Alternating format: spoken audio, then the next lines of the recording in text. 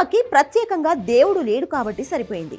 లేదంటే సినీ ప్రేమికులు ఇప్పుడు సినీ మార్కెట్లో వస్తున్న ఒక న్యూస్ చూసి ఆ సినిమా త్వరగా రావాలని మొక్కుకునేవాళ్ళు. కానీ ప్రస్తుతానికి మాత్రం ఆనందంతో పులకించిపోతున్నారు. ఆ న్యూస్ వింటే మీరు కూడా ఆనందపడతారు. 2006లో మాస్ మహారాజా రవితేజ, దర్శకధీరుడు రాజమౌళి కాంబోలో విక్రమార్కుడు వచ్చింది. రావడమే కాదు, తెలుగు సినిమా పరిశ్రమలో సరికొత్త రికార్డులు కూడా క్రియేట్ చేసింది. పైగా ఇంకో విషయం ఏంటంటే, జక్కన్న రవితేజల సినీ కెరీర్ జెట్ స్పీడ్ వేగంతో దూసుకెళ్లిపోయేలా చేసింది. మరి ఇలాంటి ట్రెండ్ సెట్ మూవీకి సీక్వెల్ ఉంటుందనే వార్తలు ఎప్పటి నుంచో వస్తున్నాయి.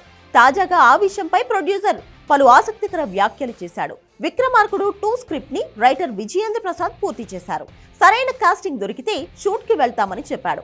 ఇప్పుడు ఈ న్యూస్ సోషల్ మీడియాలో వైరల్ అవుతోంది. మరి ఈ సీక్వెల్ లో రవితేజ ఉంటాడా లేదా అనేది ఆసక్తికరంగా మారింది.